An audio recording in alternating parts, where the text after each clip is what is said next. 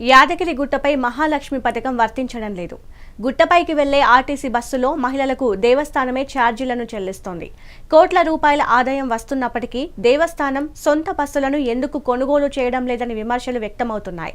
ఆర్టీసీకి అద్దె రూపంలో దేవస్థానమే ఖర్చులను భరిస్తోంది.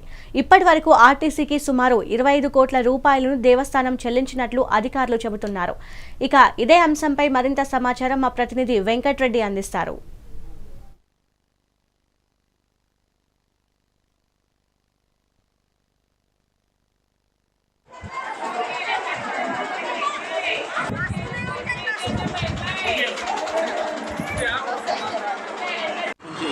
ఫ్రీ బస్సు సౌకర్యం దేవస్థానం కల్పిస్తూ ఉంది. కానీ మహాలక్ష్మి పథకం వచ్చిన తర్వాత మహిళలకు ఉచితంగా కాకుండా దేవస్థానం తరఫున డబ్బులు వసూలు చేస్తూ ఉన్నారు ఆర్టీసీ వారు. ఇప్పటికీ దాదాపు 25 కోట్ల రూపాయలు చెల్లించడం జరిగింది. ఇతర మతాలకు తాయిలాలిస్తూ హిందూ మత దేవాలయాలపైన మాత్రం ఇలాంటి వసూలు పాల్పడడం చాలా దుర్మార్గం. ఖచ్చితంగా ఇప్పటికైనా మహాలక్ష్మి పథకాన్ని కొండపైకి అమలు చేయాలి, మహిళలకు ఫ్రీగా తీసుకెళ్ళాలి. కాబట్టి దేవస్థానం పైన బరువు మోపొద్దని చెప్పేసి మేము డిమాండ్ చేస్తూ ఉన్నాము. ఇప్పటికైనా ప్రభుత్వం కళ్ళు తెరిచి ఈ మహాలక్ష్మి పథకాన్ని ప్రజలకు అప్లై చేయాలని చెప్పేసి డిమాండ్ చేస్తాము. ప్రతి సంవత్సరం మహిళలకు ఫ్రీ బస్ పేరిట కొన్ని కోట్లు ఖర్చు వేయించుతున్నవి. దీన్ని మన దేవస్థానం కూడా చాలా భారం పడుతుంది.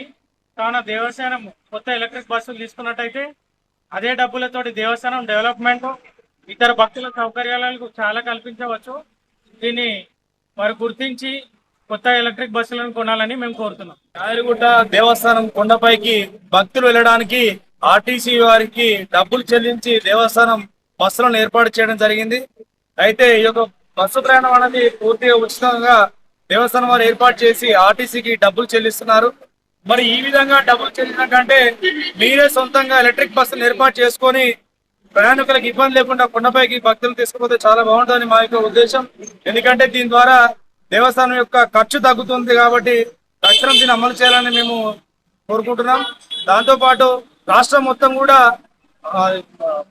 మహిళా సంబంధించినటువంటి స్కీము ఉంది. కానీ ఏటో పట్టణంలో మాత్రం ఒక స్కీమ్ అమల్లో లేదు, ఉచిత బస్సు అనేది. కావున దేవస్థానం వాళ్ళ ఎలక్ట్రిక్ బస్సుల్ని పైకి ఏర్పాటు చేస్తే బాగుంటుందని మా యొక్క ఆలోచన. యాదగిరిగుట్ట దేవస్థానం కొండపైకి భక్తులు వెళ్ళడానికి ఆర్టీసీ వారికి డబ్బులు చెల్లించి దేవస్థానం బస్సులను ఏర్పాటు చేయడం జరిగింది. అయితే ఈ యొక్క బస్సు ప్రయాణం అనేది పూర్తిగా ఉచితంగా దేవస్థానం వారు ఏర్పాటు చేసి ఆర్టీసీకి డబ్బులు చెల్లిస్తున్నారు. మరి ఈ విధంగా డబ్బులు చెల్లించడం కంటే మీరే సొంతంగా ఎలక్ట్రిక్ బస్సులను ఏర్పాటు చేసుకొని ప్రయాణికులకు ఇబ్బంది లేకుండా కొండపైకి భక్తులు తీసుకుపోతే చాలా బాగుంటుందని మా యొక్క ఉద్దేశం. ఎందుకంటే దీని ద్వారా